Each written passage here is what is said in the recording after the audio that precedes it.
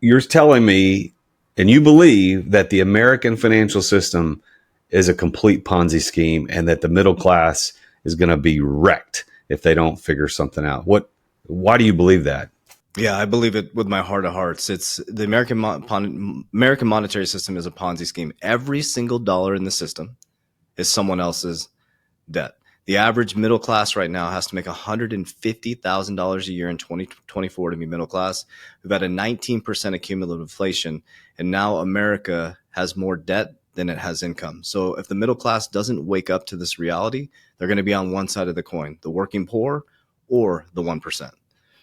What do you think? What do you think is going to fix that? Is it going to take a huge event, or is it incremental changes, or are we going to have something big that's going to happen to change that? There has to be a massive shift. I mean, you think since 1913, the Federal Reserve was created, which was supposed to create money supply and balance out the job markets. The dollar's collapsed 97 to 99%. We're about ahead 100 years of that now. So the thing that has to happen is we have to create an asset-backed currency. There has to be some sort of asset-backed currency. And if you saw at the Bitcoin conference, the big thing now is we went from Bitcoin being decentralized to two presidential candidates at the Bitcoin conference and a senator saying that they're about to do move Bitcoin into the treasury. So I do believe that cryptocurrency, Bitcoin, could be a solve to this, but there, like you said, there has to be a massive shift. If you have more debt than you have income, at some point there has to be a shift. So let's talk about the cryptocurrency for just a second. If Bitcoin is not an asset, I mean, there's no backing to that either, right? I mean, is it fiat just like the American dollar? I know that it's built on a blockchain, but there's what's behind it. Yeah, that's the interesting the underlying technology, they say. So that we'll just talk about some aspects of Bitcoin. So 80% of the supply has not moved. So it's has not moved. That's rare for an asset. There's only 20% supply left. It's a risk on, risk off asset. And now asset managers like BlackRock that told you it was a fraud used for money laundering in 2017 now say it's a flight to quality. And you have to think about that. Why all of a sudden 5 years later, Larry Fink admitted, the largest asset manager in the world, said, hey, listen, this is a flight to quality now. Then they created what's called a Bitcoin ETF. And also Morgan Stanley just said they're now allowing their financial advisors to talk to their clients about it.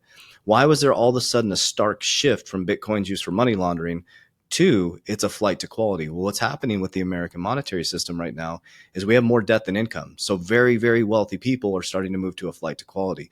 So Bitcoin represents something that can't be printed. There's a fixed supply. Now, that's the whole dichotomy of what you're talking about. Like, what is backing this? Just like the American dollar, what's backing the American dollar? Nothing. When we got off the gold standard in the 70s with Nixon, how big of a deal was that as compared to when the Federal Reserve was created in 13? Wow, that was it. That was a shift. So, from 1913 to 1971, we had World War II in between that, which made the American dollar the dominant currency. We became the dominant currency. And in 1971, President Nixon came on a regular program show and detached us in August 1971, detached us from the gold standard.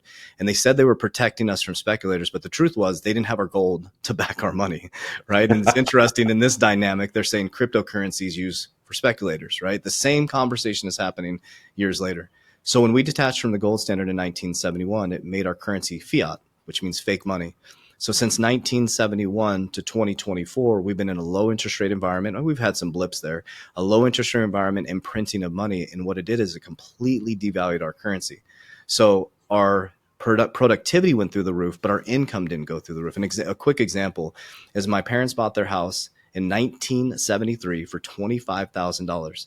Their same house is now worth $400,000. Nothing's changed with the house. It's the exact same house. That doesn't make any sense. Their income hasn't gone up that much. So we are the receivers of that low interest rate and free money environment. And it can't keep going. It's a Ponzi scheme. Hey there, it's the Real Jason Duncan. Thank you for watching this video. But if you are an entrepreneur and you've ever thought about what it's going to be like when you get ready to exit your business, I'm the guy you want to follow. So make sure that you've subscribed to this channel and go check out the link in the description, therealjasonduncan.com. Check out the resources I've got for people just like you as an entrepreneur who's trying to get his life back, get her life back, get your time and freedom back. If that's what you want as an entrepreneur, if you're being trapped in your business, then I can help you get out of that. So go to therealjasonduncan.com. The link is in the description, and check out one of these videos. I'll see you next time.